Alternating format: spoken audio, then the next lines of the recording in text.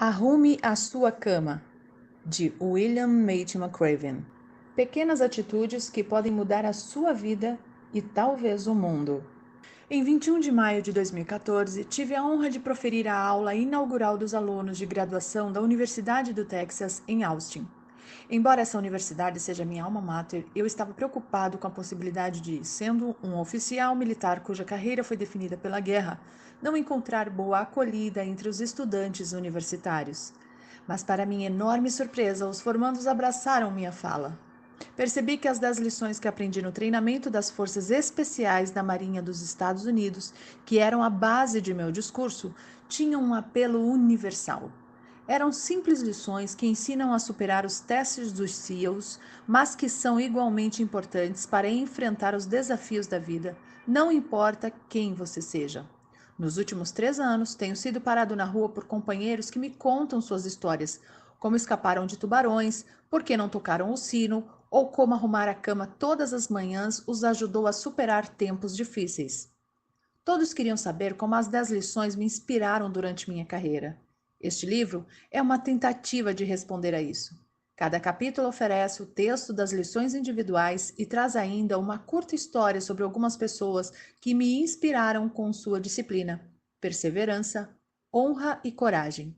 Espero que gostem. Capítulo 1. Comece o dia com uma tarefa feita. Se você quer mudar o mundo, comece arrumando a sua cama.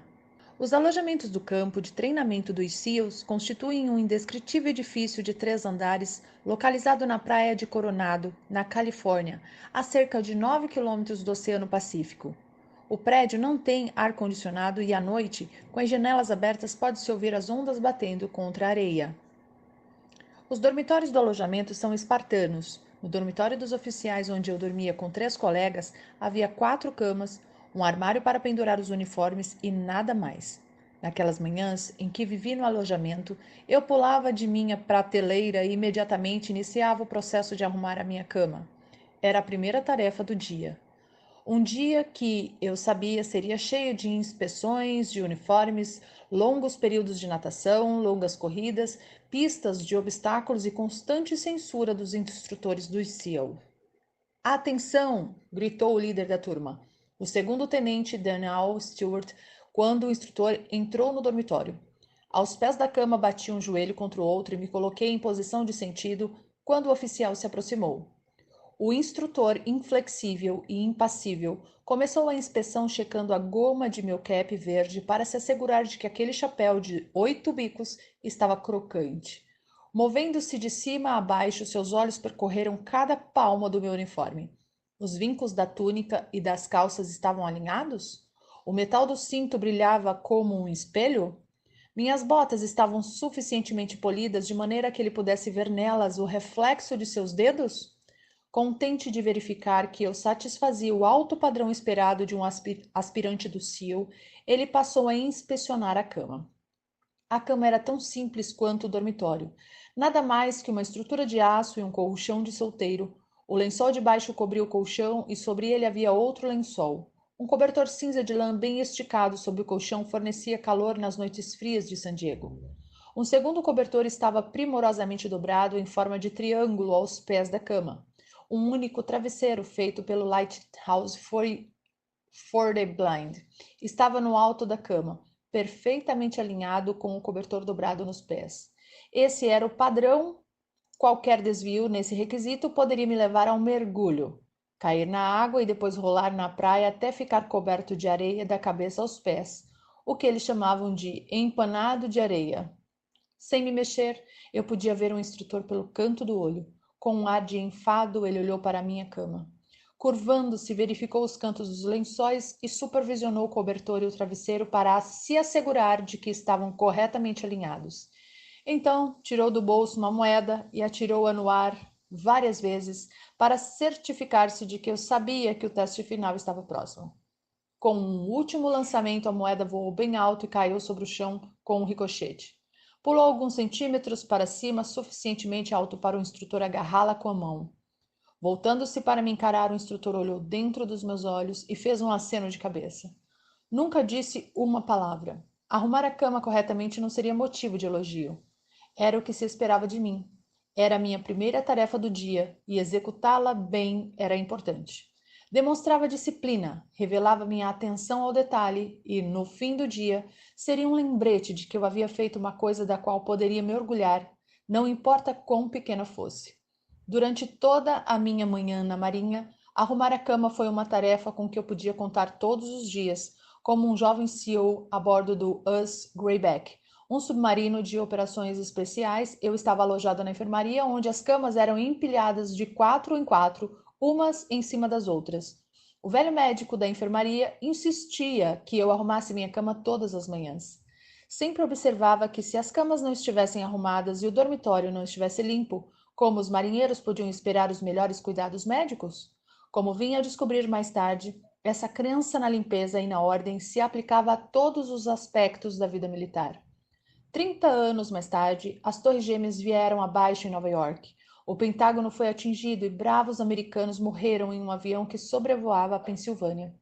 Na época dos ataques, eu estava em casa, me recuperando de um grave acidente de paraquedas. Uma cama hospitalar tinha sido instalada em meu quarto e eu passava a maior parte do dia deitado, tentando me recuperar. Mais do que qualquer outra coisa, eu queria sair daquela cama. Como todos os SEALs, ansiava por estar na luta ao lado de meus companheiros. Quando finalmente tive condições de me levantar da cama sem ajuda, a primeira coisa que fiz foi esticar bem os lençóis, ajustar a posição do travesseiro e me certificar de que a cama hospitalar parecesse apresentável para todos os que entrassem em casa. Era a minha maneira de mostrar que tinha superado o acidente e que seguiria em frente na vida. 4 semanas depois do 11 de setembro, fui transferido para a Casa Branca, onde passei os 2 anos seguintes no recém-criado Escritório de Combate ao Terrorismo. Em outubro de 2003, eu estava no Iraque, em nosso alojamento temporário no aeroporto de Bagdá. Nos primeiros meses dormíamos em camas de campanha do exército. Apesar disso, todas as manhãs eu acordava enrolado em meu saco de dormir, arrumava o travesseiro no alto da cama e estava pronto para o dia. Em dezembro de 2003, as forças norte-americanas capturaram Saddam Hussein. Ele foi mantido em confinamento numa sala pequena e também dormia em uma cama de campanha, mas com o luxo de lençóis e um cobertor. Uma vez por dia, eu visitava Saddam para me certificar de que meus soldados estavam lhe dando o tratamento adequado. Um tanto surpreso, notei que Saddam não arrumava sua cama. As cobertas estavam sempre amarrotadas aos pés da cama de campanha e ele raramente parecia disposto a esticá-las. Durante os 10 anos seguintes, tive a honra de trabalhar com alguns dos melhores homens e mulheres que a minha nação já produziu, de generais a soldados rasos, de almirantes a marinheiros, de embaixadores a datilógrafos. Os americanos que serviam além-mar no esforço de guerra chegavam com total disposição, sacrificando muita coisa para proteger esta grande nação.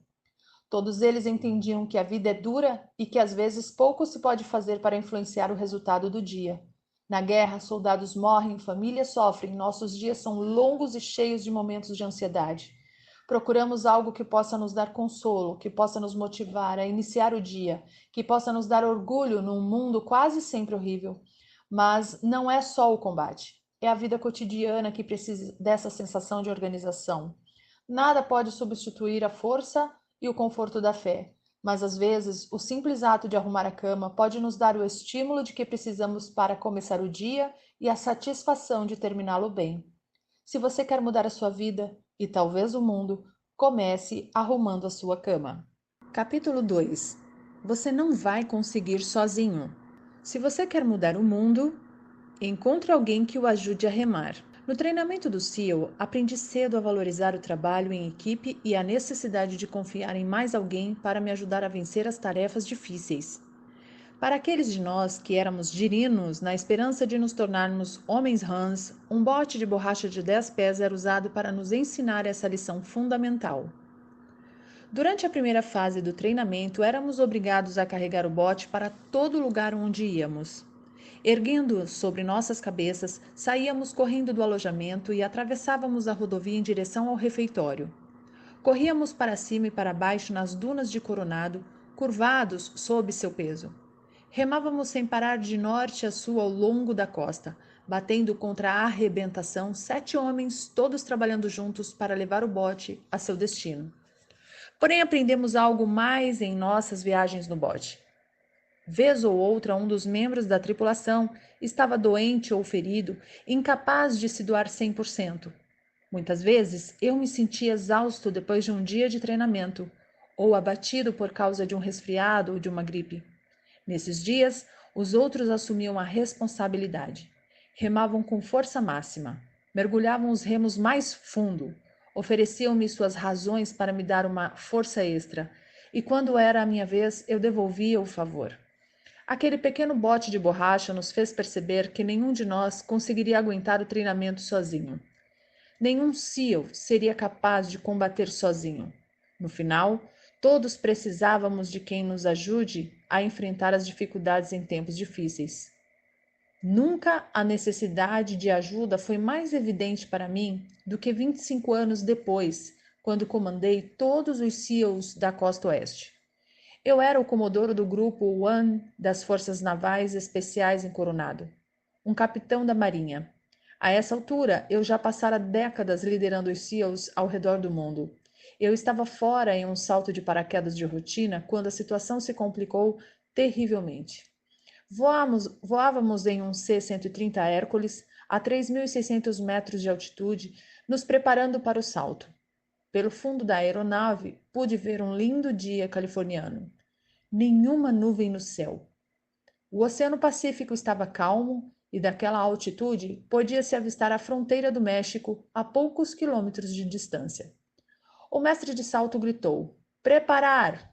Então, na ponta da rampa, pude ver o chão lá embaixo. O mestre me encarou nos olhos, sorriu e gritou: "Vá, vá, vá!" Mergulhei para fora da aeronave com os braços totalmente estendidos e as pernas levemente dobradas para trás. A rajada de vento proveniente da hélice me empurrou para frente, até que meus braços apanharam ar e eu estabilizei. Verifiquei rapidamente o altímetro para ter certeza de que não estava girando, e depois olhei em volta para me certificar de que nenhum outro paraquedista estava perto demais. Em 20 segundos, eu tinha caído a uma altitude de 1.700 metros. De repente, olhei para baixo e vi que um companheiro tinha deslizado por baixo de mim e interceptava meu caminho em direção ao solo.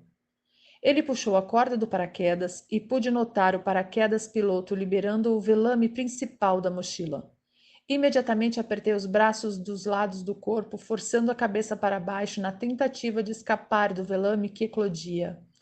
Tarde demais. O velame explodiu diante de mim como um airbag, me atingindo a 190 km por hora.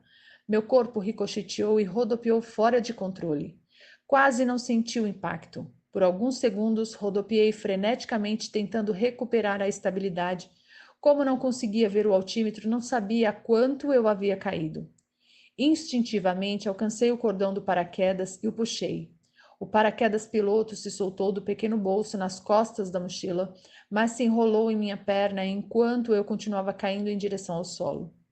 Quando lutei para me desembaraçar, a situação piorou. O paraquedas principal foi acionado em parte, mas com isso se enroscou na outra perna.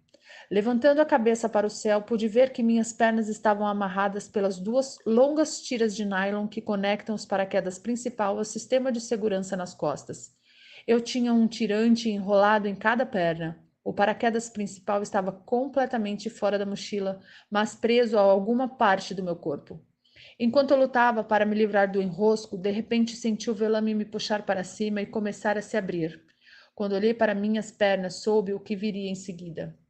Em segundos, o velame se encheu de ar. As duas tiras, cada uma enrolada em uma perna, se romperam violentamente, levando minhas pernas com elas.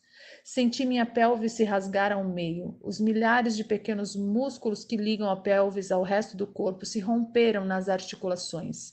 Minha boca se abriu e deixou escapar um grito que poderia ser ouvido no México. Uma dor abrasadora percorreu meu corpo, enviando ondas pulsantes de pelvis à cabeça. Violentas convulsões musculares me atingiram no tronco, disparando mais dor para os braços e as pernas. Então, como em uma experiência de quase morte, tive consciência do meu grito e tentei me controlar, mas a dor era forte demais. Ainda de cabeça para baixo e caindo muito rápido, tentei endireitar o corpo, que aliviou um pouco a pressão sobre a pelvis e as costas. Estava agora a 500 metros. Tinha caído mais de 1.200 metros antes que os paraquedas se abrissem. A boa notícia, eu tinha um velame totalmente aberto acima da cabeça. A má notícia, eu estava rasgado ao meio pelo impacto da abertura. Aterrissei a mais de 3 quilômetros do ponto de pouso. Em poucos minutos, a equipe de salvamento e uma ambulância chegaram. Fui levado ao hospital de traumas no centro de San Diego. No dia seguinte, fui submetido a uma cirurgia. O acidente tinha rasgado minha bacia em quase 14 centímetros. Os músculos abdominais tinham se desprendido do osso pélvico e os músculos das costas e pernas estavam gravemente danificados pelo choque. Uma grande placa de titânio foi implantada em minha bacia e um parafuso escapular fixado nas costas para me dar estabilidade. Parecia o fim da minha carreira. Para ser um SEAL eficiente é preciso estar em boas condições físicas. Minha reabilitação levaria meses, talvez anos, e a Marinha teria que fazer uma avaliação médica para determinar se eu estaria apto para o trabalho militar. Deixei o hospital 7 dias depois, mas permaneci de cama em casa por mais 2 meses. Durante toda a minha vida, tive a sensação de ser invencível. Acreditava que minha capacidade atlética inata me livraria das situações mais perigosas. E até esse momento, eu estava certo. Muitas vezes durante a minha carreira enfrentei incidentes que puseram minha vida em risco, colisões aéreas em outros saltos, descida descontrolada em um mini submarino, pouso de centenas de pés quase fora de uma plataforma de petróleo, prisão sob um barco afundando, explosão prematura de uma demolição e incontáveis outros acidentes em que um átimo de segundo decide o destino entre viver e morrer. Todas as vezes tinha conseguido tomar a decisão correta e todas as vezes estava fisicamente preparado para vencer o desafio. Não dessa vez. Agora deitado em uma cama, tudo o que eu sentia era autopiedade. Mas isso não duraria muito tempo. Minha mulher, Georgian, cumpria o papel de enfermeira. Limpava meus ferimentos, dava-me as injeções necessárias diariamente e trocava meu papagaio. Porém, o mais importante me lembrava de quem eu era. Nunca havia desistido de nada em minha vida e ela me garantia que não o faria agora. Ela não me permitia sentir pena de mim mesmo. Era o tipo de amor durão de que eu precisava, e à medida que os dias passavam, eu melhorava. Meus amigos me visitavam, ligavam constantemente, me ajudavam no que fosse necessário. Meu chefe, o almirante Eric Wonson, encontrou uma maneira de conseguir que a Marinha conduzisse uma avaliação médica que me permitisse continuar servindo como SEAL. Esse apoio praticamente salvou minha carreira. Durante o período em que servi as equipes do SEAL, tive muitos contratempos e a cada vez alguém se apresentava para me ajudar. Alguém que acreditava em minha capacidade, alguém que arriscava sua reputação para promover minha carreira. Nunca esqueci essas pessoas e sei que tudo o que conquistei na vida foi com a ajuda de outros. Ninguém está livre de momentos trágicos na vida. Como o bote de borracha que usávamos no treinamento básico do SEAL, só uma boa equipe pode nos ajudar a cumprir o nosso destino. Ninguém consegue remar sozinho. Encontre alguém para compartilhar sua vida. Faça tantos amigos quanto possível e nunca esqueça que seu sucesso depende de outros. Capítulo 3. Tudo o que importa é o tamanho do coração. Se você quer mudar o mundo, avalie as pessoas pelo tamanho do coração. Corri para a praia com as nadadeiras pretas de borracha sob o braço direito e a máscara na mão esquerda. Chegando à posição de descansar, enterrei as nadadeiras na areia macia, apoiando uma contra a outra para formar uma tenda.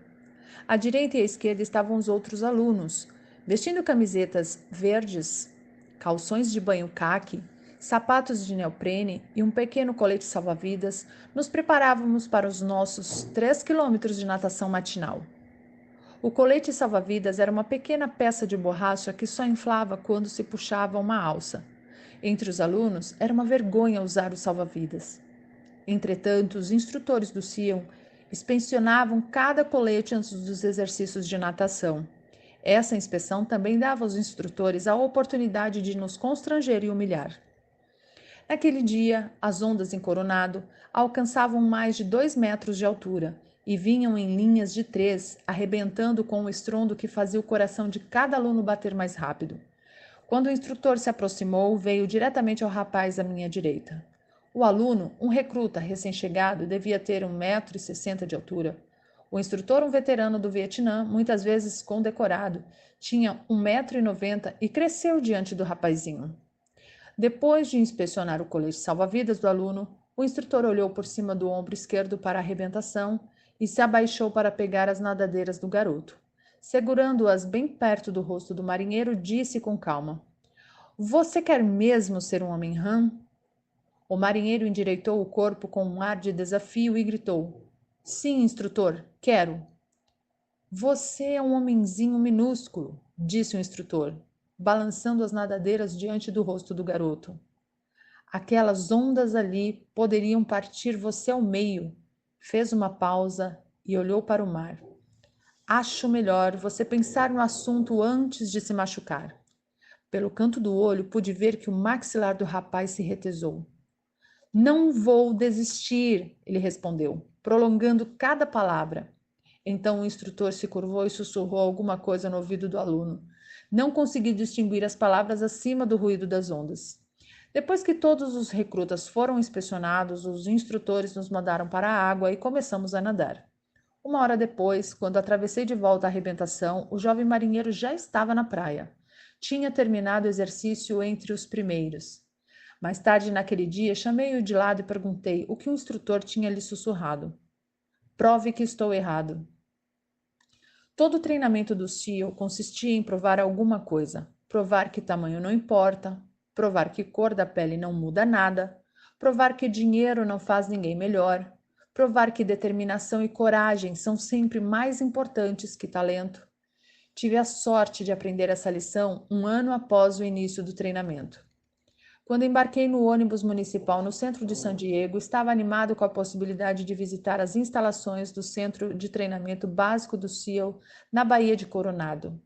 Eu era um aspirante de primeira classe num cruzeiro de verão como parte do corpo de treinamento de oficiais da Reserva da Marinha, Naval Reserve Officers Training Corps. Como aspirante de primeira classe, eu estava entre o primeiro e o segundo ano da faculdade e, se tudo corresse bem, esperava ser transferido no verão seguinte para o treinamento do SEAL. Estávamos no meio da semana e obtive permissão do meu instrutor no ROTC para me desviar do treinamento planejado a bordo de um dos navios ancorados no porto e partir para Coronado. Saltei do ônibus diante do famoso Hotel Del Coronado e caminhei cerca de 2 quilômetros até o lado da praia onde ficava a base naval anfíbia.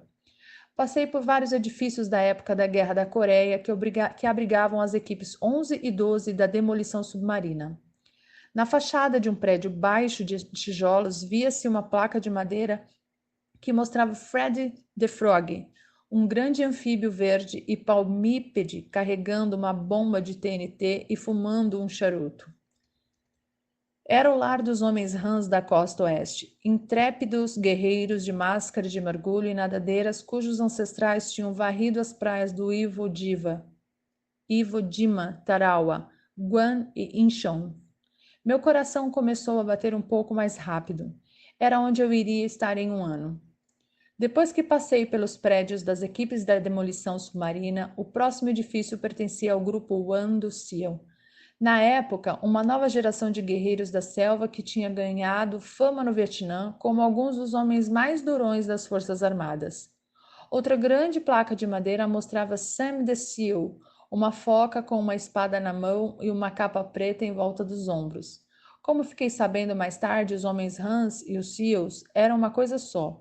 Todos os homens eram graduados no treinamento SEAL, eram todos homens Hans de coração.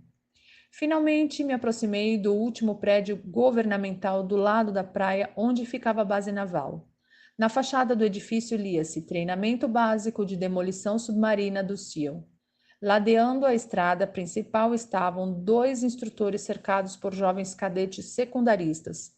Os 2 instrutores eram muito mais altos que os estudantes. O suboficial sênior Dick Ray tinha 1,90 m, ombros largos, cintura fina, pele bronzeada e um bigode preto em forma de lápis.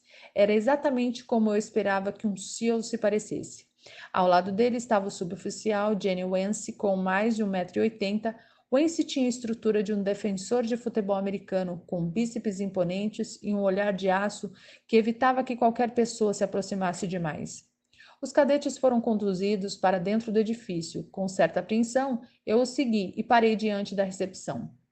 Contei minha história ao jovem marinheiro que estava a postos. Eu era um aspirante da Universidade do Texas e gostaria de conversar com alguém sobre o treinamento do SEAL. O marinheiro saiu da mesa momentaneamente e voltou para me informar que o tenente Doug Hutt teria o prazer de falar comigo em alguns minutos. Enquanto esperava para ser chamado à sala do tenente Hutt, caminhei pelo saguão observando as imagens que adornavam as paredes.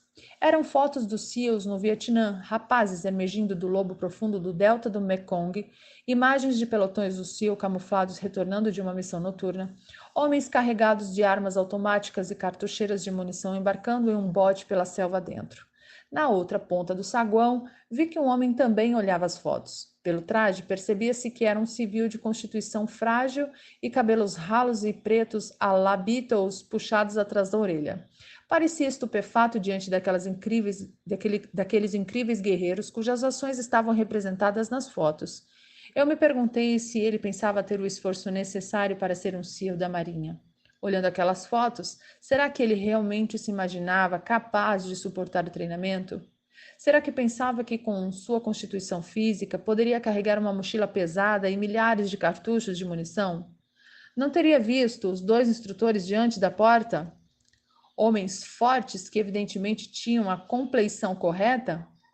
Senti uma pontada de tristeza de que alguém tivesse iludido o sujeito, talvez encorajando-o a deixar sua vida confortável como civil para tentar o treinamento do SEAL. Minutos depois, o marinheiro da recepção veio caminhando pelo corredor e me conduziu à sala do tenente Hutt. Doug Hutt era um típico recrutador do SEAL. Alto, musculoso, cabelos castanhos ondulados, parecia muito elegante no uniforme caque da marinha. Sentei-me numa cadeira diante da mesa de Hutt e conversamos sobre o treinamento do SEAL e as exigências do programa. Hutt me falou de sua experiência no Vietnã e de como seria a vida se eu conseguisse me graduar no treinamento.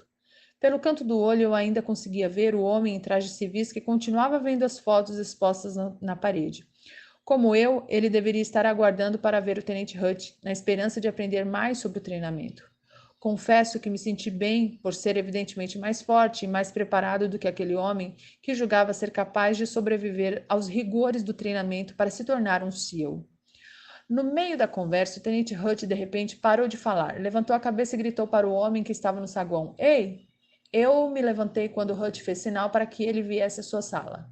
"Bill, este é Tommy Norris", ele disse, dando no homem magro um forte abraço. Tommy foi o último a receber a medalha de honra do SEAL por serviços prestados no Vietnã. Hutt acrescentou. Norris sorriu, um tanto constrangido com a apresentação.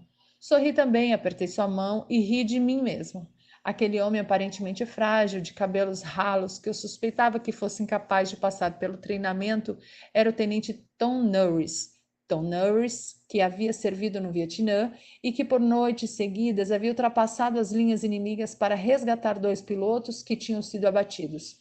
Aquele homem era Tom Norris, que em outra missão fora baleado no rosto por forças norte-vietnamitas e abandonado para morrer antes de ser resgatado pelo suboficial Mike Tarleton, que mais tarde também recebeu a medalha de honra por essa ação. Aquele era Tom Norris, que depois de ferido lutara para ser aceito na primeira equipe de resgate de reféns do FBI. Aquele homem calmo, reservado e humilde era um dos mais valentes soldados na longa história dos SEALs. Em 1969, Tommy Norris quase foi excluído do treinamento. Disseram que ele era pequeno demais, magro demais, fraco demais. Porém, como jovem marinheiro da minha turma, Norris provou que todos estavam errados e mais uma vez mostrou que não é o tamanho das nadadeiras que contam, mas o tamanho do coração. Capítulo 4. A vida não é justa. Siga em frente. Se você quer mudar o mundo, deixe de ser um injustiçado e siga em frente. Corri até o topo da duna de areia e, sem hesitar, me atirei do outro lado, a toda velocidade em direção ao Oceano Pacífico. Inteiramente vestido em meu uniforme, chapéu de aba curta e botas de combate, mergulhei de cabeça nas ondas que arrebentavam na praia do Coronado, na Califórnia. Quando saí da água, todo ensopado, vi um instrutor do SEAL de pé na duna. De braços cruzados e um olhar penetrante que cortava a névoa da manhã, ouvi ele gritar. Você sabe o que fazer, Sr. Mac? De fato, eu sabia. Com falso entusiasmo, gritei um caloroso Huia! a plenos pulmões e caí de cara na areia fofa, rolando de um lado para o outro até que nenhuma parte do uniforme ficasse limpa. Então, como se não bastasse, me sentei, enfiei as mãos fundo no chão e atirei areia no ar para garantir que ela penetrasse em cada fenda do meu corpo. Em algum momento, em algum ponto do treinamento físico da manhã, eu tinha cometido uma violação das regras do SEAL. Minha punição era saltar na área de arrebentação, rolar no chão e me transformar num empanado de areia. Em todo o treinamento do SEAL, não tinha nada mais desconfortável do que isso. Havia muitas coisas mais dolorosas e mais exaustivas, porém, ser um empanado de areia testava a nossa paciência e determinação. Não só porque você passava o resto do dia com a areia escorrendo pelo pescoço, debaixo dos braços e entre as pernas, mas porque tornar-se um empanado de areia era um castigo totalmente sem critério. Não tinha lógica. Você se tornava um empanado de areia por simples capricho do instrutor. Para muitos recrutas, era difícil aceitar isso. Aqueles que se esforçavam para ser os melhores esperavam ser recompensados por seu desempenho fora de série. Às vezes até eram, e então, de novo, não eram mais. Às vezes, tudo o que recebiam por seu esforço era água e areia. Sentindo que já estava suficientemente coberto de areia, corri até o instrutor e gritei: Ruia! Novamente e me coloquei em posição de sentido. Olhando-me de cima a baixo para ver se eu cumpria seu padrão de excelência em matéria de empanado de areia, estava o tenente Philip L. Martin, chamado pelos amigos de Mock. Eu, porém, não possuía essa intimidade. Mock Martin era o homem rã por excelência. Nascido e criado no Havaí, era tudo o que eu queria ser como oficial do SEAL. Veterano do Vietnã, dominava toda e qualquer arma do arsenal do SEAL. Era um dos melhores mergulhadores e, como havaiano nato, tinha uma habilidade na água que poucos, se é que haveria algum, seriam capazes de igualar. Sr. Mac, você tem alguma ideia de por que é um empanado de areia esta manhã? Disse Martin de maneira calma, mas inquisitiva. Não, instrutor Martin, respondi respeitosamente. Porque a vida não é justa, Sr. Mac. E quanto mais cedo o senhor aprender isso, melhor o senhor será. Um ano depois, o tenente Martin e eu já tínhamos intimidade. Eu completara o treinamento do SEAL e ele fora designado para o centro de treinamento da equipe 11 de demolição submarina em Coronado. Quanto mais eu conhecia Mock, maior era meu respeito por ele. Além de ser um excelente operador do SEAL, ele também era um atleta fenomenal. No início dos anos 1980, estava na linha de frente dos maníacos por triatlon. Tinha um lindo estilo livre de natação em mar aberto. Suas coxas e panturrilhas eram fortes e o conduziam sem esforço por grandes distâncias, mas sua maior vantagem era no ciclismo. Ele e a bicicleta pareciam ter sido feitos um para o outro. Todas as manhãs ele montava em sua bike e pedalava 50 quilômetros pelas praias. Uma ciclovia plana corria paralela ao Oceano Pacífico e ligava a cidade de Coronado à cidade de Imperial Beach. Com o mar de um lado e a baía do outro, esse era um dos mais belos trechos de praia da Califórnia. Numa manhã de sábado, bem cedo, Mock saiu para pedalar. De cabeça baixa, pedalando rápido, ele não viu uma bicicleta que vinha na direção contrária. Mais ou menos a 40 km por hora, as duas bicicletas colidiram com forte impacto, derrubando os dois homens de cara no asfalto. O primeiro ciclista conseguiu se recuperar, limpou-se do pó da estrada e com esforço se pôs de pé. Estava machucado, mas bem. Mock continuou deitado de cara no chão, incapaz de se mexer. Em poucos minutos, os paramédicos chegaram, imobilizaram Mock e o levaram para o hospital. A princípio havia esperança de que a paralisia fosse temporária, mas com o passar dos dias, meses e anos, Mock não conseguiu recuperar o movimento de suas pernas. O acidente o deixara paralítico da cintura para baixo, com o movimento dos braços limitado. Pelos 35 anos seguintes, Mock viveu numa cadeira de rodas. Durante todos esses anos, nunca ouvi dele uma queixa sobre seu infortúnio. Nem nunca o ouvi perguntar por que eu. Nunca ele demonstrou autopiedade. Na verdade, depois do acidente, Mock se tornou um talentoso pintor. Criou uma linda filha, fundou e supervisiona o Super Frog Triathlon, evento realizado todos os anos em Coronado. É fácil atribuir sua sorte na vida a alguma força externa. Deixar de tentar por acreditar que o destino está contra você.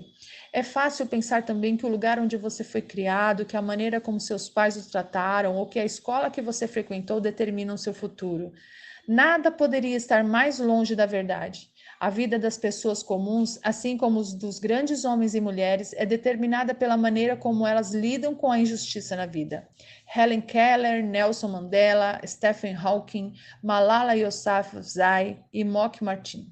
Às vezes não importa o quanto você tente, não importa que esteja entre os melhores, ainda assim você terminará como um empanado de areia. Não se queixe, não culpe nada ou ninguém por seus problemas. Levante a cabeça, olhe para o futuro e siga em frente. Capítulo 5. O fracasso pode tornar você mais forte. Se você quer mudar o mundo, não tenha medo do circo. O mar de Coronado estava agitado. As ondas espumantes nos açoitavam o rosto enquanto nadávamos no estilo side-stroke, voltando para a praia. Como sempre, meu companheiro e eu lutávamos para acompanhar o resto da classe. No bote salva-vidas, os instrutores gritavam para nós, pedindo para mantermos o ritmo, porém, parecia que quanto mais forte nadávamos, mais ficávamos para trás. Meu companheiro naquele dia era Mark Thomas. Como eu, Mark foi comissionado através do ROTC. Ele era formado no Instituto Militar da Virgínia e um dos melhores nadadores de longa distância da classe. No treinamento do SEAL, seu companheiro de natação era o colega em quem você confiava e que o apoiaria em todas as circunstâncias. Era ele que você ficava amarrado nos mergulhos, ele era seu parceiro nos longos exercícios de natação. Ele o ajudava a estudar, mantinha-o motivado e se tornava seu maior aliado durante todo o treinamento. E como companheiros, se um de vocês fracassasse, ambos sofreriam as consequências. Era a maneira de os instrutores reforçarem a importância do trabalho em equipe. Quando completamos o nado e chegamos à praia, um instrutor do SEAL nos aguardava. Baixar, gritou o instrutor. Era a ordem para descer para a posição de flexões. Costas retas, braços totalmente esticados, cabeça elevada. Vocês dois se consideram oficiais? Não havia por que responder. Ambos sabíamos que ele ia continuar. Oficiais do SEAL, dão um exemplo. Não chegam em último lugar nos exercícios de natação. Não criam constrangimento para a classe. O instrutor caminhou à nossa volta, chutando areia na nossa cara. Não acredito que os senhores vão conseguir. Não acho que tenho o que é preciso para ser um oficial do SEAL. Puxando um caderninho preto do bolso traseiro, ele olhou para nós com repulsa e anotou alguma coisa. Vocês dois vão para a lista do circo. E balançou a cabeça. Terão sorte se conseguirem sobreviver mais uma semana. O circo era a última coisa que Mark e eu queríamos. O circo acontecia todas as tardes no final do treinamento. Eram mais 2 horas de exercícios de ginástica, combinados com hostilidades contínuas dos veteranos do SEAL, para os quais somente os fortes deveriam sobreviver ao treinamento. Se alguém falhasse em cumprir as tarefas do dia, ginástica, corrida de obstáculos, corrida contra o relógio ou natação, tinha um nome na lista. Aos olhos dos instrutores, era um fracasso. O que fazia o circo tão temido pelos alunos não era apenas o sofrimento adicional, mas o fato de saber que no dia seguinte estaríamos exaustos dos exercícios extras e por estarmos tão cansados, não conseguiríamos atingir o padrão exigido. Assim, outro circo se seguiria, e depois outro e mais outro. Era uma espiral mortal, um ciclo de fracassos que fazia muitos alunos abandonarem o treinamento. Quando os demais alunos completaram as tarefas do dia, Mark e eu, ao lado de vários outros, nos reunimos no asfalto abrasivo para iniciar outra longa sessão de ginástica. Naquele dia, como havíamos sido os últimos na natação, os instrutores tinham adaptado o circo para nós. Abdominais, muitos e muitos abdominais, combinados com movimentos de tesoura com as pernas, exercícios concebidos para fortalecer o abdômen e as coxas, de modo a nos dar força para vencer os intermináveis exercícios de natação em mar aberto, e planejados também para arrebentar com qualquer um. O aluno se deitava de costas com as pernas bem estendidas e as mãos atrás da cabeça. Acompanhando a contagem do instrutor, ele movia as pernas para cima e para baixo no movimento de chute. Em nenhum momento era permitido dobrar os joelhos. Dobrar os joelhos era visto como fraqueza inadmissível em homens rãs. O circo era um castigo. Centenas de abdominais, flexões, elevações na barra e série de 8 movimentos. Quando o sol já se punha, Mark e eu mal podíamos nos mexer. O fracasso tinha um preço. O dia seguinte trouxe mais ginástica, outra corrida de obstáculos, outro exercício de natação e, infelizmente, outro circo. Mais flexões, mais elevações e muitos outros abdominais. Porém, à medida que os circos prosseguiam, uma coisa interessante aconteceu. Nossa natação se aperfeiçoou e Mark e eu começamos a melhorar nossa posição no grupo. O circo, que começara como castigo pelo fracasso, estava nos tornando mais fortes, rápidos e confiantes na água. Enquanto outros alunos abandonavam o treinamento, incapazes de lidar com o eventual fracasso e o sofrimento que ele provocava, Mark e eu estávamos determinados a não permitir que o circo nos derrotasse. O fim do treinamento do SEAL era marcado por um último exercício de natação em mar aberto por 8 quilômetros na costa da ilha de São Clemente. Completar o percurso num tempo aceitável era essencial para obter a graduação no treinamento. A água estava dolorosamente fria quando saltamos do pier para o oceano. 15 duplas de nadadores caíram na água e iniciaram o longo percurso pela pequena baía e sobre os leitos de algas marinhas. Após cerca de 2 horas, as duplas estavam tão afastadas umas das outras que ninguém conseguia saber sua posição exata. Depois de 4 horas na água, com os membros dormentes, exaustos, à beira de uma hipotermia, Mark Thomas e eu chegamos à praia. O instrutor nos esperava depois da arrebentação. Baixar! Ele gritou. Meus pés e minhas mãos estavam tão gelados que eu não conseguia sentir a areia. Com a cabeça lutando para se manter ereta, eu só conseguia ver as botas do instrutor que caminhavam ao nosso redor. Mais uma vez, os senhores criaram constrangimento para a classe. Outro par de botas entrou no meu campo de visão e mais outro. Os senhores fizeram todos os colegas parecerem péssimos. Ele fez uma pausa. Recupere-se, senhores. Quando Mark e eu nos levantamos e olhamos em volta, percebemos que éramos a primeira dupla a chegar. Os senhores envergonharam todos eles. O instrutor sorriu. Ainda nem se avista a segunda dupla. Mark e eu nos voltamos para olhar o mar. Era verdade. Ninguém à vista. Muito bem, senhores. Parece que todo o sofrimento valeu a pena. O instrutor fez uma pausa, deu um passo à frente e nos apertou as mãos. Será uma honra servir com os senhores. Tínhamos conseguido. O longo exercício de natação era a última prova do treinamento. Alguns dias mais tarde, Mark e eu nos formamos. Mark teve uma carreira notável no SEAL e continuamos amigos até hoje. Vamos enfrentar muitos circos na vida. Pagaremos por nossos fracassos. Mas se perseverarmos, se deixarmos que esses fracassos nos ensinem e nos fortaleçam, estaremos preparados para enfrentar os momentos mais difíceis. Em julho de 1983, tive um desses momentos. Apostos diante do comandante, pensei que minha carreira como membro do SEAL tinha terminado. Acabara de ser exonerado do meu posto, expulso por tentar mudar a maneira como minha esquadra era organizada, treinada e conduzia suas missões. A organização contava com excelentes oficiais e marinheiros, alguns dos combatentes mais profissionais com os quais eu já trabalhara. Entretanto, grande parte da cultura ainda estava enraizada na era do Vietnã, e achei que era hora de mudar. Como vim a descobrir, a mudança nunca é fácil, particularmente para quem está no comando. Felizmente, embora tivesse sido dispensado, meu oficial comandante permitiu que eu me transferisse para outra equipe do SEAL, mas minha reputação como oficial estava gravemente abalada. Aonde quer que eu fosse, outros oficiais e marinheiros sabiam que eu tinha fracassado e todos os dias eu ouvia murmúrios e comentários sutis de que não estava à altura do cargo. Nesse momento, na minha carreira, eu tinha 2 opções: abandonar o serviço militar e voltar à vida civil, que me parecia a escolha lógica.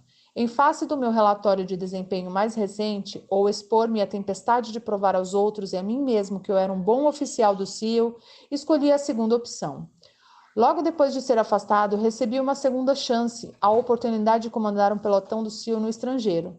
Nesse posto estratégico, na maior parte do tempo, ocupamos locações remotas, isoladas e entregues à nossa própria sorte.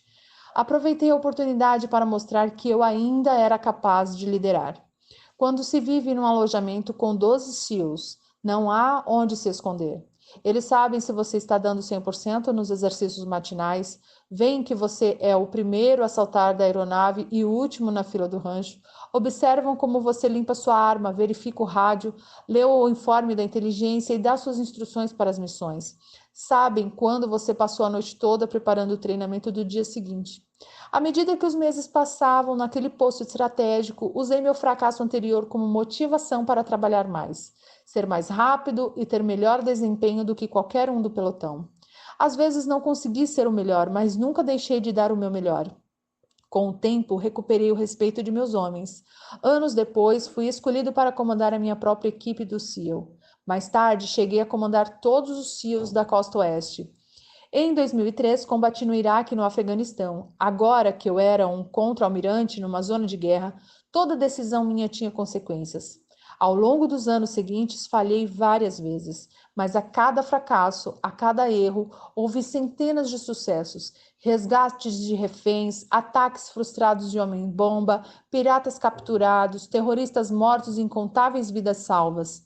Percebi que os fracassos passados haviam me fortalecido e me ensinado que ninguém está livre de erros. Verdadeiros líderes precisam aprender com seus fracassos, usar as lições como motivação e não ter medo de tentar novamente ou de tomar a próxima decisão difícil. Não se pode evitar o circo. Em algum momento, todos nós entramos na lista. Não tenha medo do circo. Capítulo 6. Você precisa ousar mais. Se você quer mudar o mundo, atire seu obstáculo de cabeça. De pé na ponta da torre de 9 metros, agarrei a espessa corda de nylon. Uma extremidade da corda estava presa na torre e a outra ponta amarrada a um poste de 30 metros de distância. Eu estava na metade da pista de obstáculos. Com as pernas agarradas à corda e fazendo o máximo esforço para me manter equilibrado, comecei a vencer a distância que me separava do poste. Com o corpo pendurado e me movimentando como uma lagarta, eu me movia passo a passo em direção à outra extremidade. Quando cheguei ao fim, soltei a corda, pulei na areia fofa e corri para o obstáculo seguinte. Os outros alunos da classe soltavam gritos de estímulo, mas eu só ouvi o instrutor contando os minutos. Com meu estilo gambá, que era muito lento, eu tinha perdido muito tempo naquele obstáculo chamado de deslizar pela vida. Não conseguia deslizar por cima da corda, com a cabeça à frente. Era um método muito mais rápido, contudo também mais arriscado. A estabilidade é menor quando você se arrasta por cima da corda em vez de se pendurar por baixo dela. E se eu caísse e me machucasse, seria eliminado. Cruzei a linha de chegada com um tempo decepcionante. Enquanto eu permanecia curvado, tentando recuperar o fôlego, um instrutor grisalho veterano do Vietnã, com botas muito polidas e um uniforme verde engomado, circulou sobre mim. Quando o senhor vai aprender, Sr. Mac? Ele me perguntou num tom de evidente desprezo. Esta pista de obstáculos vai derrotá-lo sempre, a menos que comece a correr certos riscos. Uma semana depois, pus o medo de lado, agarrei a corda e me atirei de barriga com a cabeça à frente. Quando cruzei a linha de chegada com minha melhor marca, pude notar um gesto de aprovação do veterano do Vietnã. Foi uma lição simples de como vencer a ansiedade e confiar em minha própria capacidade de realizar a tarefa. Essa lição me seria muito útil nos anos vindouros. Iraque, 2004. A voz do outro lado do rádio estava calma, mas revelava uma urgência evidente. Os 3 reféns que procurávamos tinham sido localizados. Terroristas de Al-Qaeda os mantinham numa área de custódia de prisioneiros na periferia de Bagdá. Infelizmente, o serviço de inteligência informara que os terroristas estavam prestes a remover os homens. Por isso, tínhamos que agir rapidamente. O tenente-coronel do Exército, no comando da missão de resgate, me avisou que teríamos de conduzir um ataque perigoso à luz do dia. Para piorar a situação, a única maneira de ter sucesso era pousar 3 helicópteros Black Hawk que levavam as forças de assalto no meio da pequena área murada. Conversamos sobre outras opções táticas, mas ficou claro que o coronel estava certo. Sempre era preferível conduzir uma missão de resgate à noite, quando o elemento surpresa estaria do nosso lado. Mas aquela era uma oportunidade momentânea e, se não agíssemos imediatamente, os reféns seriam removidos e possivelmente mortos. Aprovei a missão e, em poucos minutos, a força de resgate tinha embarcado nos 3 helicópteros Black Hawk e estava a caminho da área inimiga. Acima deles, outro helicóptero fazia um voo de observação e transmitia o vídeo para o meu quartel-general. Em silêncio, vi quando os 3 helicópteros voaram baixo sobre o deserto. poucos metros acima do solo, para esconder sua aproximação. Dentro da área murada, pude ver um homem que empunhava uma arma automática e entrava e saía do prédio, aparentemente preparando-se para partir. Os helicópteros ficaram 5 minutos fora de vista, e tudo o que pude fazer ali em meu quartel-general foi ouvir a comunicação interna enquanto a equipe de resgate fazia sua preparação final. Não era o primeiro resgate de reféns sob meu comando, nem seria o último, mas era com certeza o mais ousado em face da necessidade de um pouso surpresa dentro da área de custódia inimiga. Embora os pilotos da unidade de aviação do Exército fossem os melhores do mundo, ainda assim era uma missão de alto risco. 3 helicópteros com hélices que se estendiam a mais de 18 metros teriam que pousar em um espaço pouco maior que isso. O que criava ainda mais dificuldade era um muro de tijolos de 2,5 metros que cercava a área de custódia, o que obrigava os pilotos a alterar dramaticamente seu ângulo de aproximação. Seria um pouco difícil, e pelo rádio podia ouvir a equipe de resgate se preparando para o desafio. Pelo vídeo de inspeção, pude ver a aproximação final dos helicópteros. O primeiro voou baixo e direto, e assim que passou pelo muro, aterrissou no pequeno pátio. Imediatamente, a equipe de resgate saiu do Black Hawk e correu para o prédio. O segundo helicóptero veio logo atrás e pousou a poucos metros do companheiro. A corrente descendente provocada pelas hélices levantou uma nuvem de poeira em toda a área.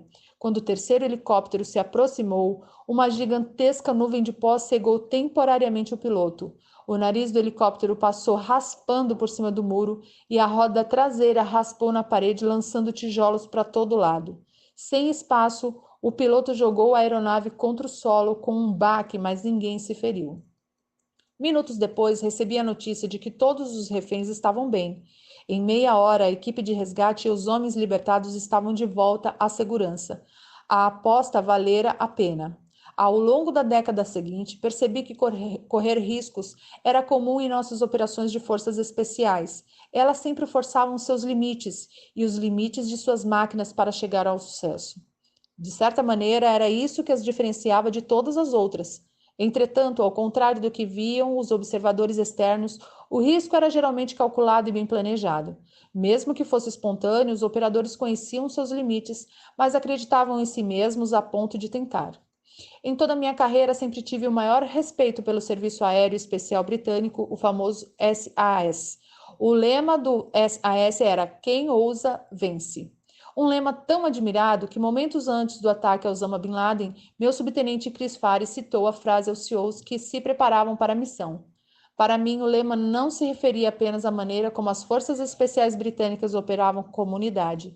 Dizia mais a respeito de como cada um de nós deve se conduzir na vida. A vida é uma luta e a possibilidade de fracasso está sempre presente, mas os que vivem com medo do fracasso, do sofrimento ou da vergonha nunca conquistarão seu pleno potencial. Sem forçar seus limites, sem vez ou outra se lançar sobre um obstáculo de cabeça, sem ousar, você nunca saberá o que seria verdadeiramente possível em sua vida. Capítulo 7. Enfrente os tiranos. Se você quer mudar o mundo, não fuja dos tubarões. O mar da ilha de São Clemente estava agitado e frio quando começamos nossos 6,5 km de natação noturna. Meu companheiro Mark Thomas espelhava minhas braçadas uma a uma. Usando apenas a parte de cima do traje de mergulho, máscara e um par de nadadeiras, nadávamos com esforço contra a corrente que nos empurrava para o sul, ao redor da pequena península. As luzes da base naval de onde tínhamos partido começaram a desvanecer à medida que entramos em mar aberto. Em 1 hora estávamos a cerca de 2 quilômetros da praia e aparentemente sozinhos na água. Se havia alguém nadando à nossa volta, estava encoberto pela escuridão.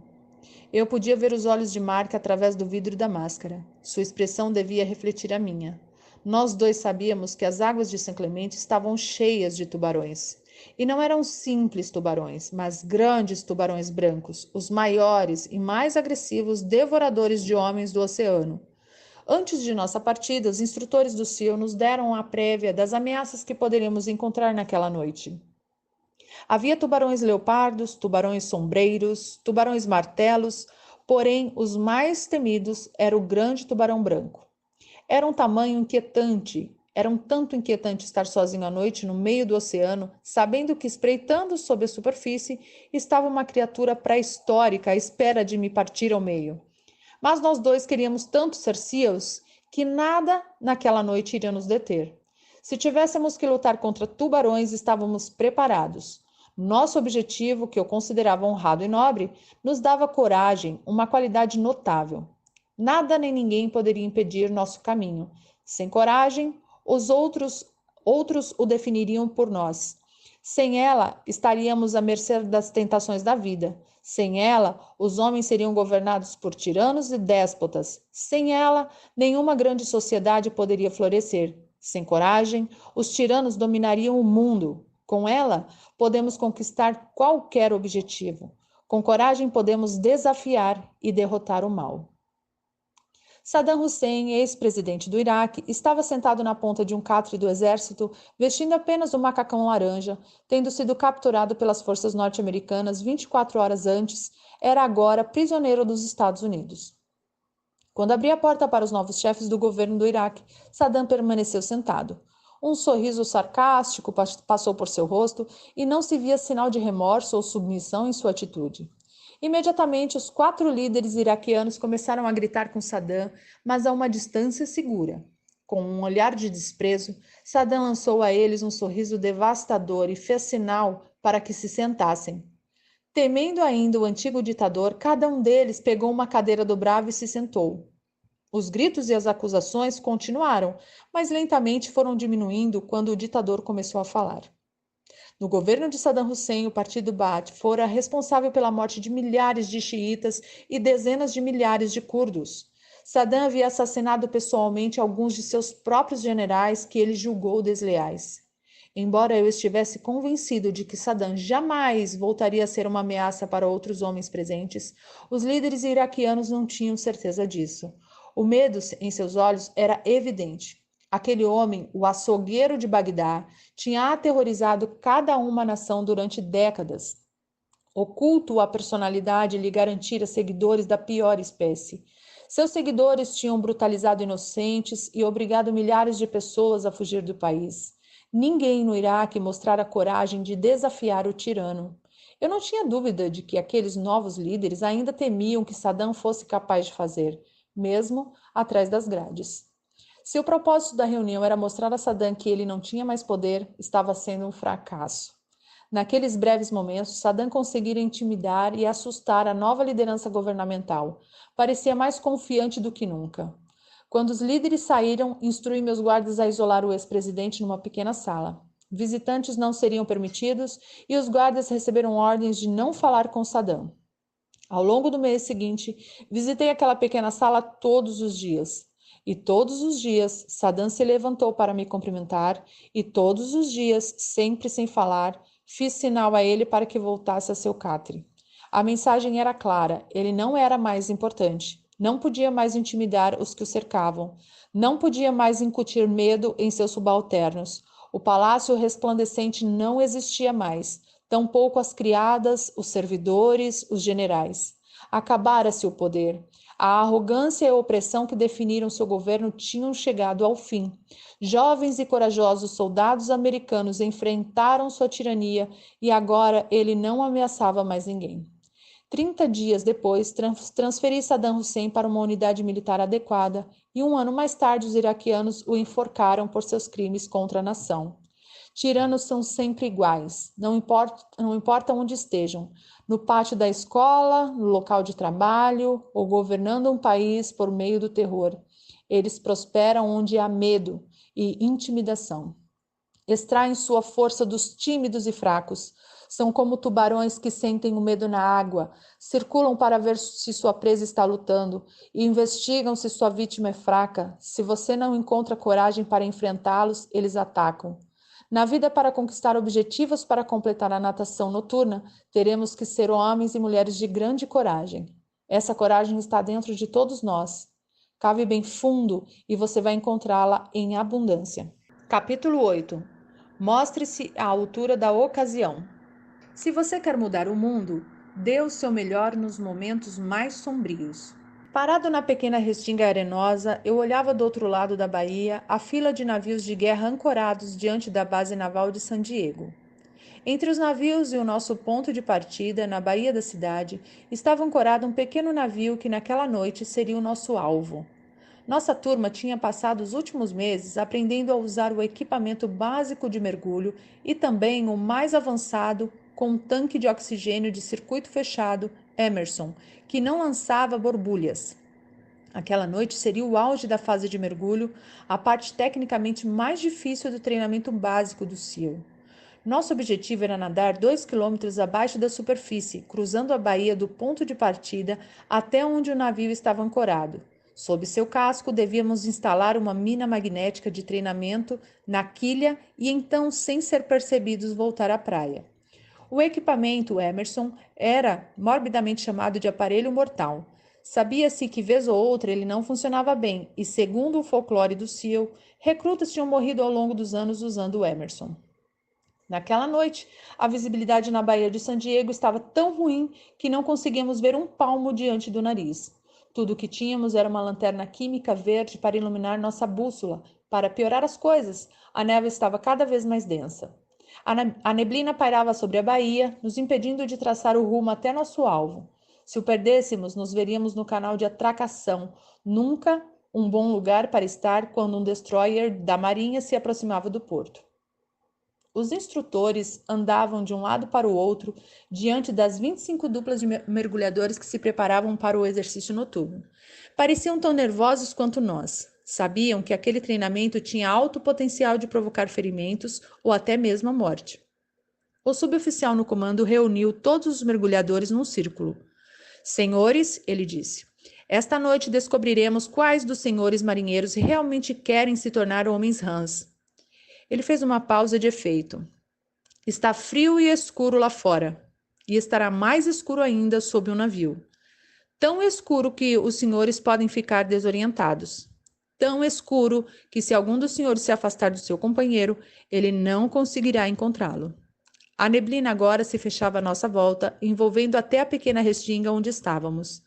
Esta noite, os senhores terão que dar o melhor de si. Terão que superar seus medos, suas dúvidas e seu cansaço.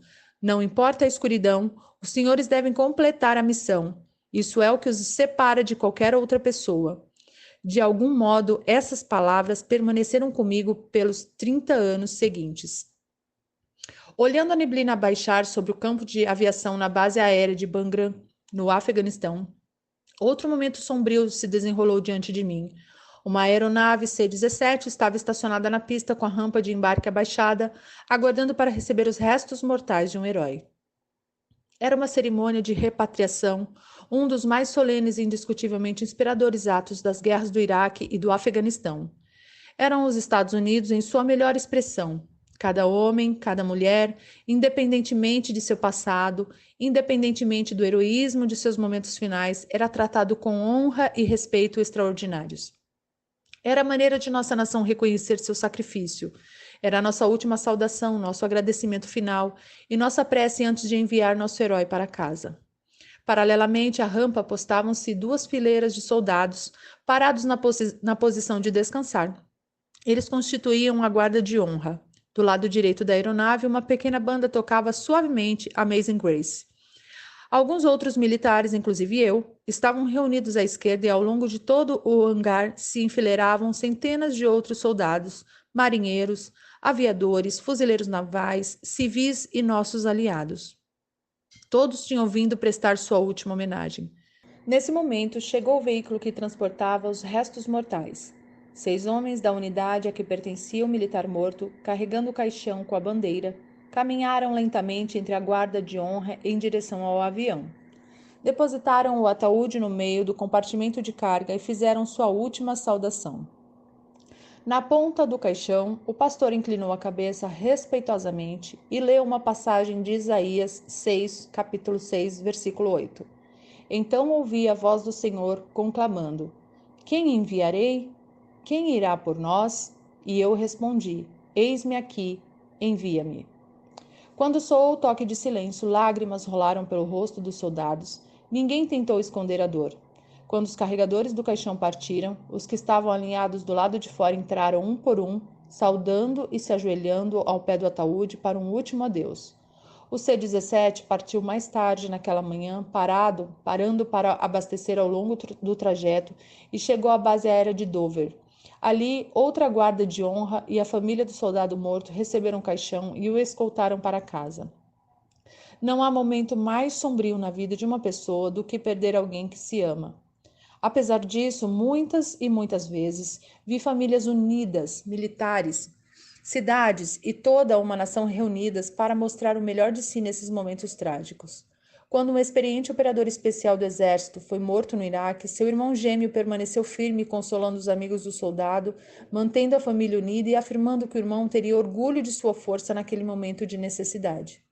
Quando um Ranger foi enviado de volta à sua base em Savannah, na Geórgia, toda a unidade vestida em seu melhor uniforme marchou da igreja até o bar favorito do morto, na River Street. Toda a cidade de Savannah foi se juntando à unidade ao longo do trajeto. Bombeiros, policiais, veteranos de guerra, civis de todas as classes estavam lá para homenagear o jovem soldado que morrera heroicamente no Afeganistão. Quando uma aeronave CV-22 caiu no Afeganistão, matando o piloto e vários homens da tripulação, os aeronautas da mesma unidade se reuniram, prestaram sua homenagem e voaram no dia seguinte, sabendo que seus companheiros mortos gostariam de vê-los no ar, continuando a missão. Quando um acidente de helicóptero ceifou a vida de 25 operadores especiais e 6 soldados da Guarda Nacional, toda a nação lamentou, mas também sentiu enorme orgulho da coragem, do patriotismo e do valor dos guerreiros mortos. Em algum momento, todos nós enfrentaremos uma fase sombria na vida, se não a morte de um ser amado, alguma coisa que aniquile nossa energia e nos faça duvidar do futuro. Nesse momento sombrio, mergulhe fundo dentro de si mesmo e dê o seu melhor. Capítulo 9. Dê esperança às pessoas.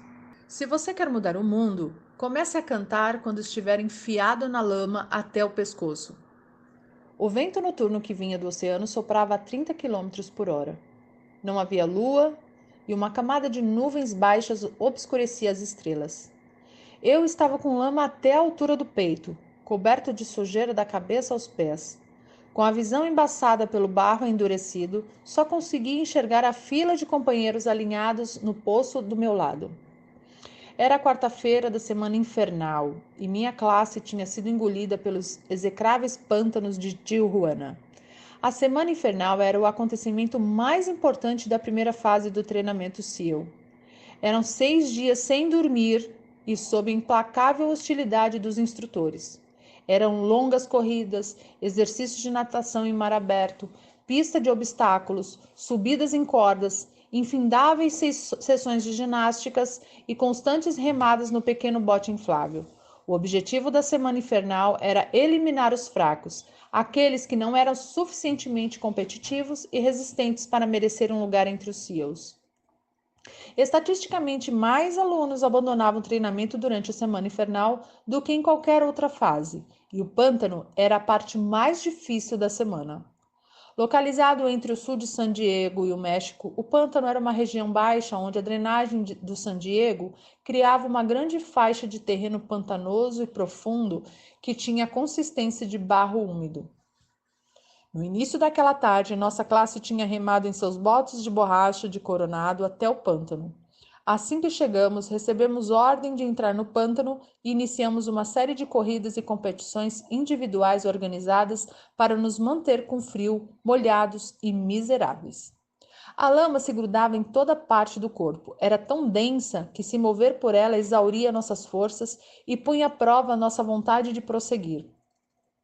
As atividades duravam horas. No fim da tarde, mal conseguíamos nos mexer com o frio de gelar os ossos e o cansaço. Quando o sol se punha, a temperatura declinava, a velocidade do vento aumentava e tudo parecia ainda mais difícil. A moral caía rapidamente, ainda estávamos na quarta-feira e sabíamos que mais 3 dias de dor e exaustão nos aguardavam. Era o momento da verdade para muitos alunos. Tremendo incontrolavelmente, com mãos e pés inchados pelo uso incessante e a pele tão sensível que o mais leve movimento podia gerar desconforto, íamos perdendo a esperança rapidamente. Recortado em silhueta contra a luz, distantes da cidade, um instrutor caminhou decidido até a borda do pântano. No tom de um velho amigo, falou com gentileza em um megafone e ofereceu conforto aos recrutas sofredores. Podíamos nos juntar a ele e aos outros instrutores ao pé do fogo, ele dizia. Ali havia café quente e canja de galinha. Poderíamos descansar até o sol raiar. Saiam daí, acalmem-se. Eu percebia que alguns alunos estavam prontos a aceitar a oferta. Afinal, quanto mais conseguiríamos sobreviver naquele pântano? Uma fogueira, café quente e canja de galinha com certeza soavam bem. Mas então veio a armadilha. Só precisávamos que 5 de nós desistissem, apenas 5, e o resto da classe não sofreria mais.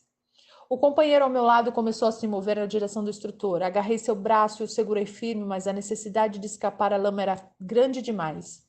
Ele escapou e começou a caminhar na direção da terra firme. Pude ver que o instrutor sorria. Ele sabia que uma vez que um desistisse, outros o seguiriam. De repente, acima do uivo do vento, ouviu-se uma voz cantando. Era uma voz cansada e rascante, mas suficientemente alta para ser ouvida por todos. A letra não se destinava a ouvidos ternos, mas todos a conheciam.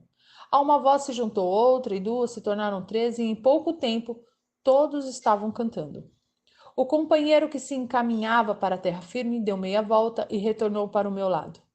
Enlaçando seu braço no meu, também começou a cantar. O instrutor pegou o megafone e gritou para a classe que parasse de cantar. Ninguém obedeceu.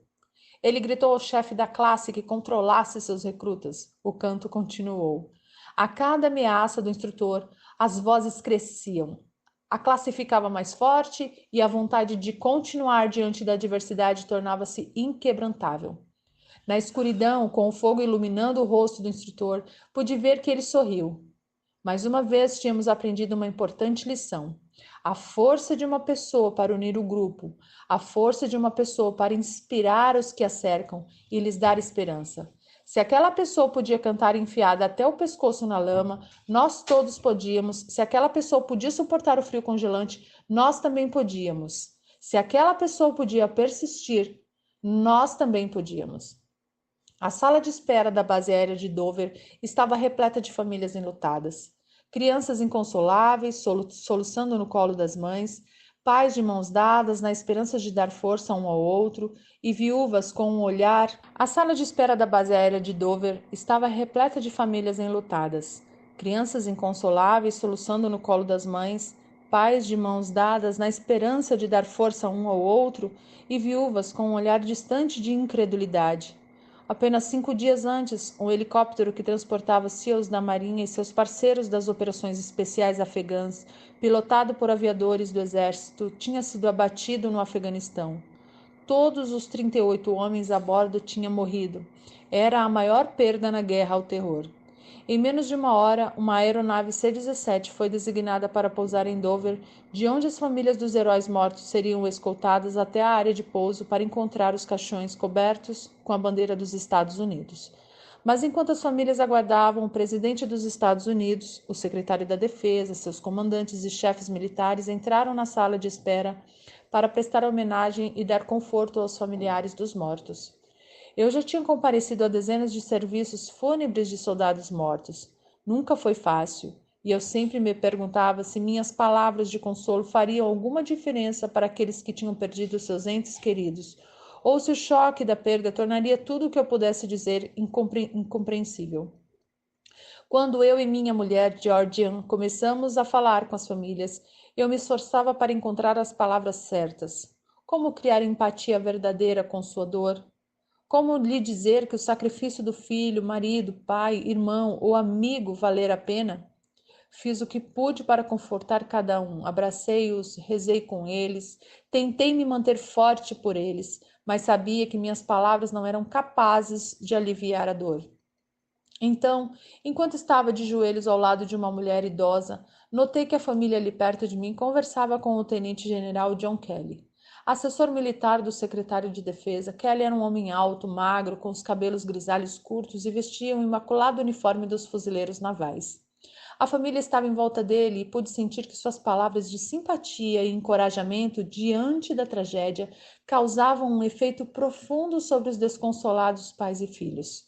Ele sorria e eles sorriam, eles o abraçavam e eles o abraçavam de volta, ele estendia a mão e eles a agarravam com força. Depois de abraçar as famílias uma última vez e agradecer a elas por seu sacrifício, Kelly passava ao próximo grupo de tristes sobreviventes. Durante a hora seguinte, John Kelly tocou quase todas as famílias na sala. Mais do que as de qualquer outro visitante naquele dia, as palavras de Kelly reverberaram em cada pai, esposa, irmão, irmão, amigo. Eram palavras de compreensão, eram palavras de compaixão e, acima de tudo, de esperança. Só John Kelly podia fazer a diferença naquele dia. Só John Kelly podia ter lhes dado tanta esperança, porque só John Kelly sabia o que era perder um filho em combate. Primeiro-tenente Robert Kelly fora morto no Afeganistão em 2020, quando servia o 3º Batalhão do 5º Regimento dos Fuzileiros Navais. O general Kelly e sua família tinham enfrentado a mesma tragédia com que as famílias se defrontavam em Dover naquele dia. Mas a família Kelly sobrevivera. Tinha resistido à dor, à angústia e ao inconsolável sentimento de perda. Vendo-o naquele dia, senti que ele também me deu força. Quando se perde um soldado, a verdade é que choramos por sua família, mas também tememos que o mesmo destino se abata sobre nós. Nos perguntamos se poderíamos sobreviver à perda de um filho, ou se nossa família seria capaz de seguir em frente sem nós. Rezamos para que Deus tenha misericórdia e não jogue sobre nossos ombros esse fardo inimaginável. Nos 3 anos seguintes, John Kelly e eu nos tornamos amigos íntimos. Ele era um oficial notável, um excelente marido para sua mulher Karen, e um pai amoroso para sua filha Kate e seu primogênito, o major dos fuzileiros navais, John Kelly. Porém, mais do que isso, sem saber, John Kelly deu esperança a todos os que o cercavam. Esperança de que nos piores momentos podemos vencer a dor, a decepção, a agonia e sermos fortes. De que temos dentro de nós a capacidade de prosseguir, não apenas para sobreviver, mas também para inspirar outras pessoas. A esperança é a força mais poderosa do universo. Com esperança podemos inspirar nações a atingir sua grandeza. Com esperança podemos ajudar os oprimidos a se levantar. Com esperança podemos aliviar a dor da perda insuportável. Às vezes, tudo o que é preciso é uma pessoa que faça a diferença. Algum dia, qualquer um de nós se verá enfiado na lama até o pescoço. É o momento de cantar alto, de sorrir francamente, de animar os que nos cercam e lhes dar esperança de que o amanhã será um dia melhor. Capítulo 10. Nunca, jamais desista. Se você quer mudar o mundo, nunca, jamais toque o sino. Eu estava parado em posição de sentido com outros 150 alunos no primeiro dia do meu treinamento no SEAL. O instrutor, vestido com shorts caqui, camiseta azul e dourada e botas de combate, atravessou o grande pátio asfaltado até um sino de metal pendurado à vista de todos os recrutas. Senhores, ele começou, hoje é o primeiro dia do treinamento do SEAL. Pelos próximos 6 meses, os senhores se submeterão ao curso de instrução militar mais difícil dos Estados Unidos. Olhei em volta e notei olhares de apreensão no rosto de meus companheiros. O instrutor continuou. Os senhores serão testados como nunca antes em sua vida. Ele fez uma pausa e percorreu com os olhos a classe de novos girinos. A maioria dos senhores não conseguirá chegar ao fim. Isso eu lhes garanto. E sorriu. E farei tudo o que estiver ao meu alcance para fazê-los desistir. Ele enfatizou a última palavra. Vou persegui-los sem piedade. Vou envergonhá-los diante de seus colegas. Vou pressioná-los além dos seus limites. E então um sorriso irônico perpassou seu rosto. E haverá sofrimento, muito sofrimento. Agarrando o sino, ele puxou a corda com força e um som metálico ecoou pelo pátio. Mas se os senhores não gostam de sofrer, se não gostam de perseguição, há uma saída fácil. Ele puxou a corda novamente e outra onda de um som metálico profundo reverberou nos edifícios. Tudo o que precisam fazer para escapar é tocar o sino 3 vezes. Ele soltou a corda. Toquem o sino e não terão que levantar cedo. Toquem o sino e não terão que aguentar as longas corridas, os exercícios de natação em águas geladas, as pistas de obstáculos. Toquem o sino e poderão evitar todo esse sofrimento. Então o instrutor olhou para o chão e pareceu interromper o monólogo que preparara. Mas vou lhe dizer uma coisa, ele continuou.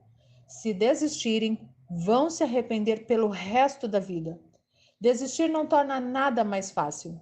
6 meses depois, éramos apenas 33 na cerimônia de graduação.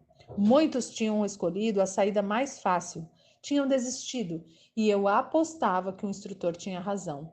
Eles se arrependeriam pelo resto da vida. De todas as lições que aprendi no treinamento do SEAL, essa foi a mais importante. Nunca desista. Não parece uma afirmação muito profunda, mas a vida constantemente nos coloca em situações em que desistir parece muito mais fácil do que seguir em frente. Quando as probabilidades desfavoráveis se acumulam contra nós, desistir nos parece o mais racional. E toda a minha carreira me inspirei em homens e mulheres que se recusaram a desistir, que se recusaram a ter pena de si mesmos, mas nenhum me inspirou mais do que uma jovem ranger que conheci em um hospital no Afeganistão. Já era tarde da noite quando fui informado de que um dos meus soldados tinha pisado numa mina e fora transferido de helicóptero para o hospital de campanha, perto do meu quartel-general. Eu e o comandante dos Rangers, Coronel Eric Kurila, partimos rapidamente para o hospital e logo estávamos no quarto do soldado. Ele estava deitado numa cama hospitalar, com tubos presos à boca e ao peito. Queimaduras da explosão marcavam seus braços e seu rosto. O cobertor que lhes cobria o corpo estava plano onde deveriam estar suas pernas. Sua vida tinha mudado para sempre. Eu já tinha feito incontáveis visitas ao hospital de campanha no Afeganistão. Como comandante em tempo de guerra, eu tentava não interiorizar o sofrimento humano. Sabia que isso faz parte da luta. Soldados se ferem, soldados morrem. Se deixarmos que cada decisão nossa se baseie na possibilidade da morte, teremos que lutar com unhas e dentes para sermos eficientes. De alguma forma, aquela noite parecia diferente. O soldado diante de mim era muito jovem, mais novo que meus 2 filhos. Tinha 19 anos e se chamava Adam Bates. Tinha chegado ao Afeganistão havia apenas uma semana e aquela fora sua primeira missão. Eu me inclinei, toquei seu ombro. Ele parecia estar sedado e inconsciente. Refleti por um instante, fiz uma prece e já me preparava para sair quando uma enfermeira entrou para ver meu soldado. Ela sorriu, testou seus sinais vitais e me perguntou se eu tinha alguma pergunta sobre seu estado. Informou-me que ele tivera as 2 pernas amputadas e tinha graves queimaduras, mas que sua chance de sobrevivência era boa. Agradeci a ela o cuidado que dispensava o soldado Bates e lhe disse que voltaria quando ele estivesse consciente. Oh, ele está consciente, ela disse. Na verdade, seria bom o senhor falar com ele. Gentilmente, ela sacudiu o jovem Ranger, que abriu ligeiramente os olhos e percebeu a minha presença. Ele não pode falar, disse a enfermeira, mas como sua mãe era surda, ele conhece a linguagem de sinais. A enfermeira me estendeu uma folha de papel com vários símbolos da linguagem de sinais. Falei por um minuto, tentando encontrar forças para dizer a coisa certa. O que dizer a um jovem que tinha perdido as 2 pernas servindo o seu país? Como fazê-lo se sentir melhor sobre seu futuro? Com o rosto inchado pela explosão, os olhos quase imperceptíveis em meio à vermelhidão e às bandagens, Bates me encarou por um instante. Deve ter percebido a piedade em minha expressão. Erguendo a mão, começou a fazer sinais. Olhei cada símbolo na folha de papel que tinha diante de mim. Lenta e dolorosamente, ele sinalizou. Vou ficar bem. E caiu no sono. Quando deixei o hospital naquela noite, não pude evitar o choro. De centenas de homens com os quais eu conversara no hospital, nenhum nunca se queixou. Nunca.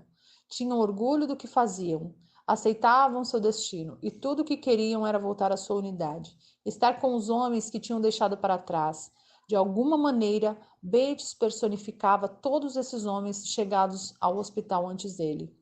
Um ano depois dessa visita ao hospital, eu estava na cerimônia de troca de comando do 75º Regimento dos Rangers. Ali, entre as fileiras de soldados, estava Bates, elegante em seu uniforme e ereto sob suas novas próteses ortopédicas. Por casualidade, ouviu desafiar seus companheiros a uma competição. Apesar de tudo, porque passara as várias cirurgias, a dolorosa reabilitação, a necessidade de se adaptar a uma nova vida, ele jamais desistira. Estava ali rindo, brincando e, como me prometera, estava bem. A vida é cheia de fases difíceis, mas sempre existe alguém em uma situação pior do que a nossa.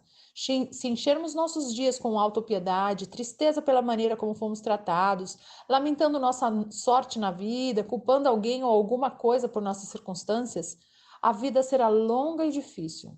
Se, por outro lado, nos recusarmos a desistir de nossos sonhos, nos mantivermos firmes e fortes diante das adversidades, então a vida será o que fizermos dela e podemos fazê-la grandiosa. Nunca, jamais toque o sino.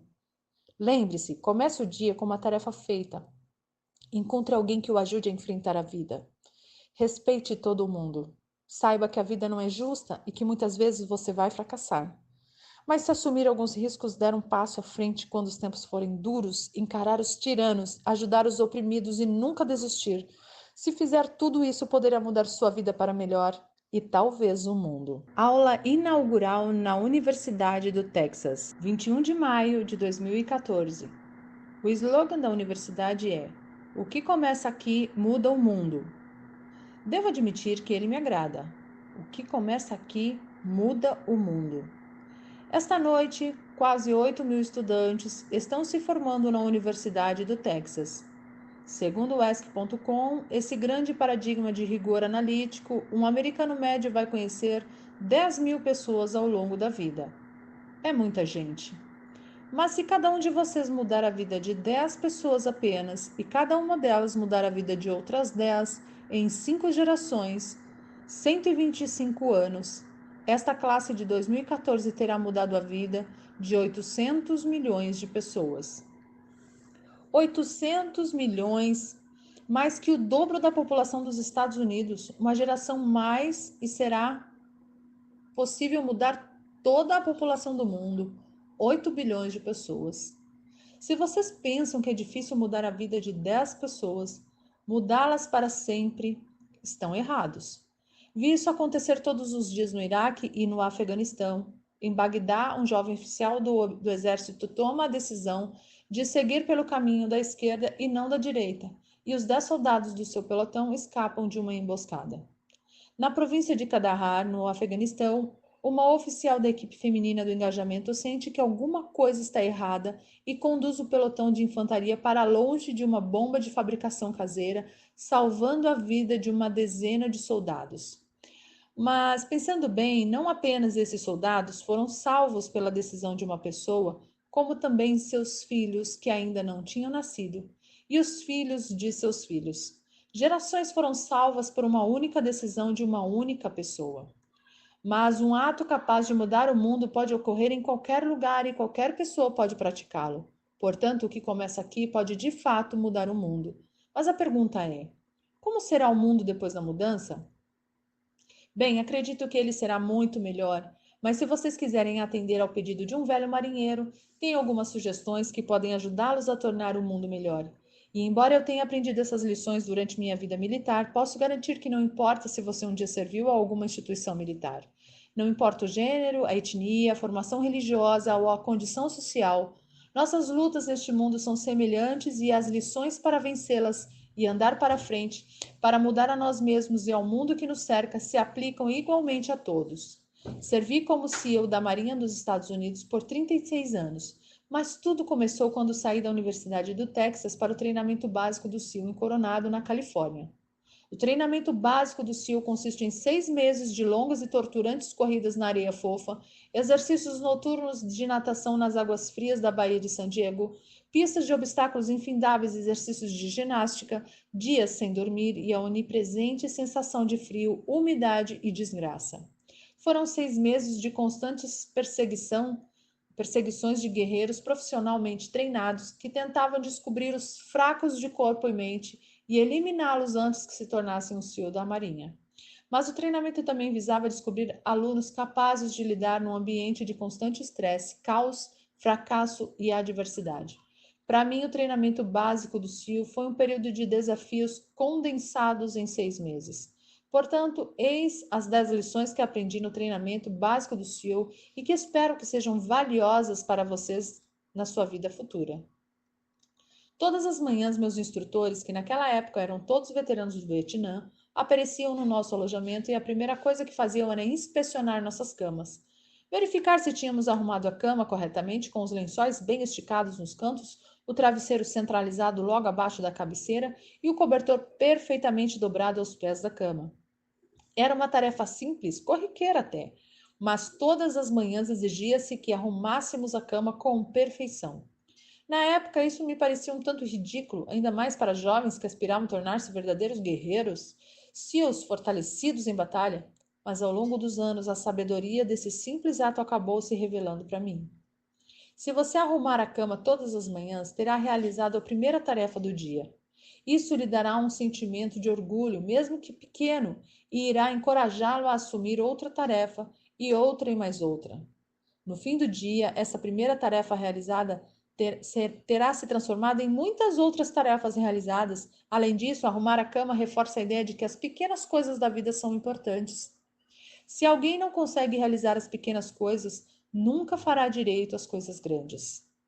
E se por acaso você tiver um dia infeliz, voltará para casa e encontrará a cama arrumada que você arrumou, e ela lhe dará um incentivo de que o amanhã será melhor. Se você quer mudar o mundo, comece arrumando sua cama. Durante o treinamento do SEAL, os alunos se dividiam em equipes de remo. Cada tripulação é composta de 7 alunos, 3 de cada lado de um pequeno bote de borracha e um timoneiro. Todos os dias, cada tripulação se alinhava na praia e era instruída a ultrapassar a arrebentação e remar vários quilômetros ao longo da costa. No inverno, as ondas em San Diego podem chegar a 3 metros de altura, o que tornava muito difícil atravessar a arrebentação remando, a menos que todos se empenhassem com todas as forças.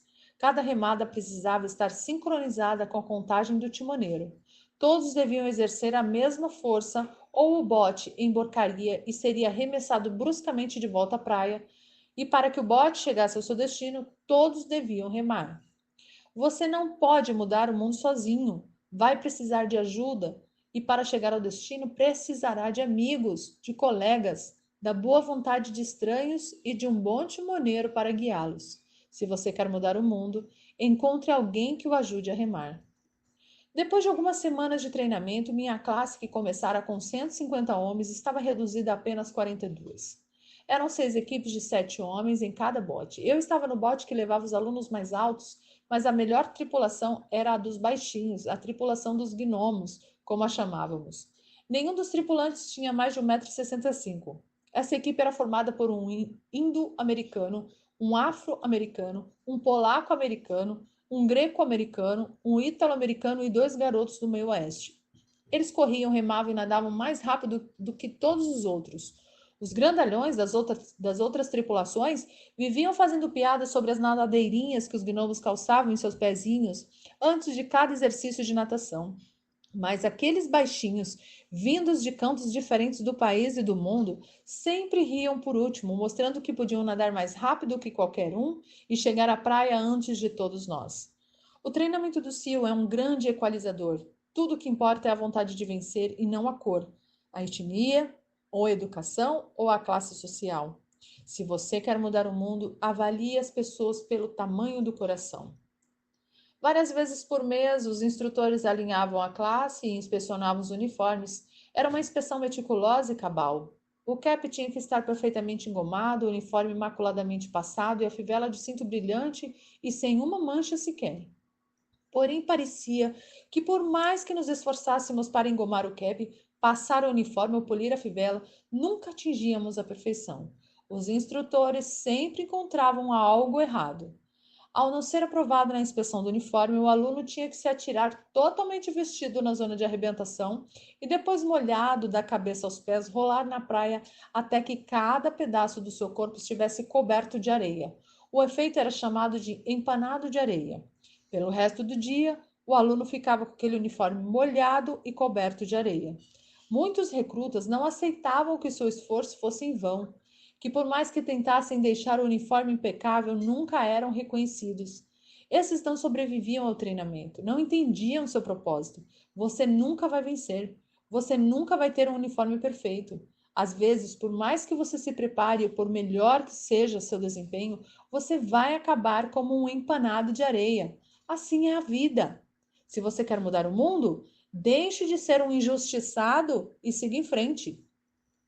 Todos os dias, durante o treinamento, éramos desafiados com muitos exercícios físicos, longas corridas, intermináveis atividades de natação, pistas de obstáculos e horas de ginástica, algo concebido para testar nossa determinação. Cada exercício tinha suas metas, tempos que precisávamos atingir.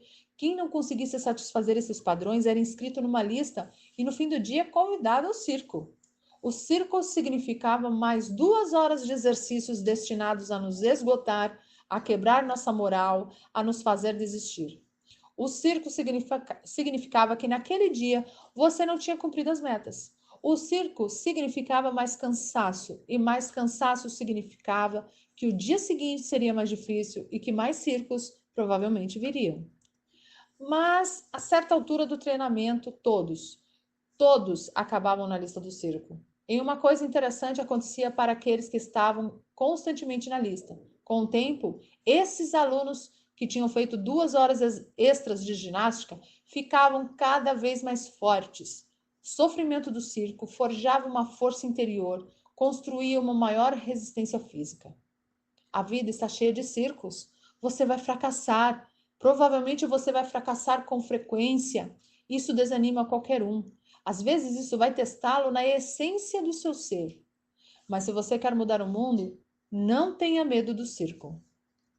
Pelo menos 2 vezes por semana tínhamos que percorrer a pista de obstáculos. Eram 25 obstáculos, incluindo um muro de 3 metros, uma escada de corda de quase 10 metros, uma cerca de arame farpado, para citar apenas alguns. Mas o obstáculo mais difícil era o deslizar pela vida. Tinha uma torre de 9 metros com 3 níveis numa extremidade e uma torre com um nível na outra. Entre as duas estendia-se uma corda de 30 metros. O aluno tinha que subir até o topo da torre mais alta e, uma vez lá, agarrar a corda e, trocando de mãos, percorrer a corda até a outra extremidade. O recorde de pista de obstáculos já tinha anos quando minha classe iniciou o treinamento em 1977. Parecia um recorde imbatível até que um dia um aluno decidiu deslizar pela vida mergulhando de cabeça. Em vez de se movimentar com o corpo abaixo da corda, ele corajosamente montou na corda. Era um movimento perigoso, aparentemente bobo e de alto risco. Qualquer falha podia significar um ferimento e a expulsão do treinamento. Sem hesitação, ele deslizou pela corda perigosamente rápido, quebrando o recorde de anos. Se você quer mudar o mundo, atire-se ao obstáculo de cabeça. Durante a fase de guerra terrestre do treinamento, os alunos viajavam para a ilha de San Clemente, que fica na costa de San Diego. As águas de San Clemente são um criadouro dos grandes tubarões brancos. O treinamento ali consistia em uma série de longos testes de natação. Um deles era um exercício noturno. Antes da partida, os instrutores nos ofereciam um resumo das espécies de tubarões que haviam naquelas águas, mas nos garantiram que nenhum aluno jamais fora devorado por um tubarão, pelo menos não recentemente. Mas também ficamos sabendo que, se um tubarão começasse a nos rondar, devíamos manter nossa posição, nada de nadar para longe, nada de demonstrar medo. E se, faminto por um lanchinho da noite, um tubarão se lançasse na nossa direção, devíamos reunir todas as nossas forças e acertar-lhe um soco no focinho. Isso o faria dar meia volta e se afastar. Há muitos tubarões no mundo. Se você pretende continuar nadando, terá que enfrentá-los. Se você quer mudar o mundo, não fuja dos tubarões. Uma das nossas tarefas como SEALs da Marinha era realizar ataques submarinos contra navios inimigos. Praticamos essa técnica extensivamente durante o treinamento básico. A missão de ataque é realizada por 2 mergulhadores que são deixados nas águas de um porto inimigo e precisam nadar 2 quilômetros sob a superfície, usando apenas um tanque de oxigênio e uma bússola para chegar ao alvo. Durante o nado, mesmo abaixo da superfície, alguma luz penetra nas águas. É reconfortante saber que existe um mar aberto sobre nós. Mas quando nos aproximamos do navio que está amarrado a um pier, a luz vai desaparecendo. A estrutura de aço do navio bloqueia a luz da lua e as lâmpadas da rua, bloqueia toda a luz ambiente. Para ter sucesso na missão, temos que nadar debaixo do navio e encontrar a quilha, a linha central na parte mais profunda do navio. Ela é nosso objetivo. Mas essa é também a parte mais escura, onde não se consegue enxergar um palmo diante do nariz, onde o barulho das máquinas é ensurdecedor e onde é fácil perder a orientação e fracassar. Todo SEAL sabe que debaixo da quilha, no momento de maior escuridão da missão, É preciso manter a calma e que todas as habilidades táticas, toda a força física e mental devem ser postas em prática. Se você quer mudar o mundo, dê o seu melhor nos momentos mais sombrios. A nona semana de treinamento tem um nome: Semana Infernal. São 6 dias sem dormir, de constantes hostilidades física e mental, e um dia especial nos pântanos. Os pântanos são uma região entre San Diego e Tijuana, onde as águas refluem e formam redemoinhos, uma faixa de terreno pantanoso onde a lama nos engolfa. Foi numa quarta-feira da semana infernal que remamos até o pântano e passamos as 15 horas seguintes tentando sobreviver ao lodo congelante, ao vento uivante e à incessante pressão dos instrutores nos incitando a desistir. Quando o sol começou a se pôr naquele fim de tarde de quarta-feira, minha classe, tendo cometido alguma grave infração das regras, recebeu ordens de entrar no pântano. A lama cobriu cada homem até que a única parte visível era a cabeça. Os instrutores nos disseram que só poderíamos sair do pântano se 5 homens desistissem. Bastariam 5 homens e poderíamos nos ver livres daquele frio opressivo. Quando olhei em volta, percebi que alguns alunos estavam prestes a abandonar a prova. Faltavam ainda 8 horas para o sol nascer, mais 8 horas de um frio de gelar os ossos. O barulho de dentes batendo e dos gemidos dos recrutas era tão alto que não se podia ouvir nenhuma outra coisa. Então, uma voz ecoou pela noite, uma voz começou a cantar uma música. A voz era terrivelmente desafinada, mas cantava com grande entusiasmo. Outra voz se juntou à primeira, e 2 se tornaram 3, e logo toda a classe estava cantando. Sabíamos que se um homem podia resistir ao sofrimento, os outros também poderiam. Os instrutores nos ameaçaram com mais tempo dentro do pântano se continuássemos cantando, mas o canto persistiu. E de algum modo, o lodo pareceu um pouco mais quente, o vento um pouco mais fraco e o amanhecer um pouco mais próximo. Se aprendi alguma coisa viajando pelo mundo foi a força da esperança. A força de uma pessoa, de um Washington Lincoln, King, Mandela e até de uma menina do Paquistão, Madala. Uma pessoa pode mudar o mundo quando dá esperança a outros. Se você quer mudar o mundo, comece a cantar quando estiver enfiado na lama até o pescoço. Finalmente, no treinamento do Sil existe um sino de metal que fica pendurado no centro do pátio, à vista de todos. Tudo o que um aluno precisava fazer se quisesse desistir do treinamento era tocar o sino. Toque o sino e não terá mais que acordar às 5 da manhã. Toque o sino e não terá mais que nadar nas águas geladas. Toque o sino e não terá mais que enfrentar as longas corridas, a pista de obstáculos, os exercícios físicos e não terá mais que suportar o sofrimento do treinamento. Basta tocar o sino. Se você quer mudar o mundo, nunca, jamais toque o sino. Aos graduados de 2014, devo dizer que vocês estão a um passo de se formar. A um passo de iniciar sua jornada pela vida. A um passo de começar a mudar o mundo para melhor. Não será fácil. Comecem cada dia com uma tarefa concluída. Encontrem alguém que os ajude a atravessar a vida. Respeitem todas as pessoas. Saibam que a vida não é justa e que às vezes o fracasso é inevitável. Mas mesmo correndo alguns riscos, sigam em frente. Quando os tempos forem difíceis, enfrentem os tiranos, ajudem os oprimidos e nunca, jamais desistam. Se fizerem tudo isso, as próximas gerações viverão num mundo muito melhor. E o que começou aqui irá, de fato, mudar o mundo para melhor. Muito obrigado. Hooking in Horns.